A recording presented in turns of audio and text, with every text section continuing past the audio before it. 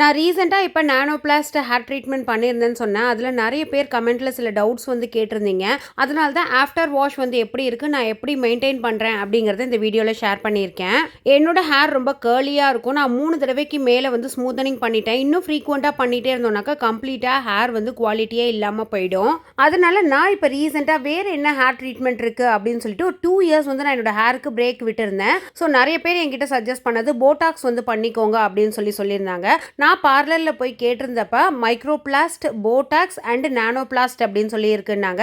இது மூணுத்துக்குமே வந்து வித்தியாசம் இருக்குது. அதெல்லாம் லாஸ்ட் வீடியோவில் வந்து போட்டிருக்கேன். மைக்ரோபிளாஸ்ட் வந்து ரொம்ப விலை கம்மியாக இருக்கும். ஒரு 2600 அந்த ரேஞ்ச்லேருந்தே வந்து இருக்கும். நான் பண்ண நானோபிளாஸ்ட் வந்து 7000 to 9000 அந்த ரேஞ்ச் வரைக்கும் இருக்குது. ஆஃப்டர் லுக் வந்து இப்படி தான் இருக்கும். ஃபர்ஸ்ட் வாஷ் முடிஞ்சதுக்கு அப்புறமா எடுத்த ஒரு கிளிப்பிங் தான் இது. அது உங்களுக்கு நான் இன்க்ளூட் பண்ணியிருக்கேன். நான் ஜென்ரலாக இந்த மாதிரி தான் ஸ்டைலிங் வந்து பண்ணிக்கிறது. இன்னைக்கு வந்து 4th வாஷ் வந்து நான் உங்களுக்கு ஷேர் பண்ண போகிறேன் எப்படி இருக்குது அப்படின்னு சொல்லிட்டு. ஏன்னா நிறைய பேர் வந்து நானோபிளாஸ்ட்லாம் வந்து கொஞ்சம் ஹேர் வாஷ் பண்ணுற வரைக்கும் தான் அந்த ஷைனிங் இருக்கும், அதுக்கப்புறமா இருக்காதுன்னு சொல்லியிருந்தாங்க. அவங்களுக்காக தான் இந்த வீடியோ வந்து மேக் பண்ணியிருக்கேன். நானோபிளாஸ்ட் அப்படிங்கிறது வந்து ஒரு நேச்சுரல் ப்ரோட்டீன் கிடையாது, ஆர்டிஃபிஷியல் ப்ரோட்டீனு. அது வச்சு பண்ண ஒரு ட்ரீட்மெண்ட் தான். அதுக்கு நான் யூஸ் பண்ணுறது ஆஃப்டர் ஹேர் வாஷ் வந்து ஒரு சீரம் வந்து நான் யூஸ் பண்ணுற ஷாம்பு வந்து லோரியலோடது. இதுக்கு ஈக்குவலண்டான பிராண்ட் வந்து வெல்லா ப்ரொஃபஷனல், அதுவுமே நீங்கள் யூஸ் பண்ணலாம். இது வந்து பார்த்தீங்கன்னாக்கா ஒரு ஹேர் மாஸ்க் மாதிரி. ஆஃப்டர் வாஷ் நான் இன்னும் தலையில் சீப்பு கூட வைக்கல. இந்த மாதிரி தான் இருக்குது ஹேரு.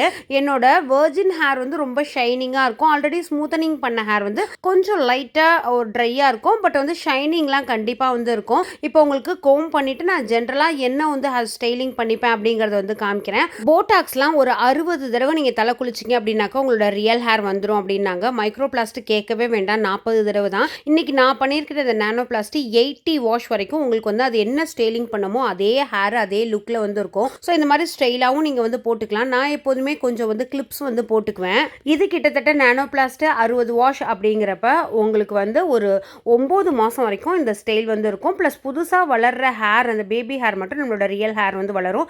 இப்படி கிளிப் போட்டோம் அப்படின்னாக்கா ஈஸியாக இருக்கும், ரொம்ப சிக்காகாது.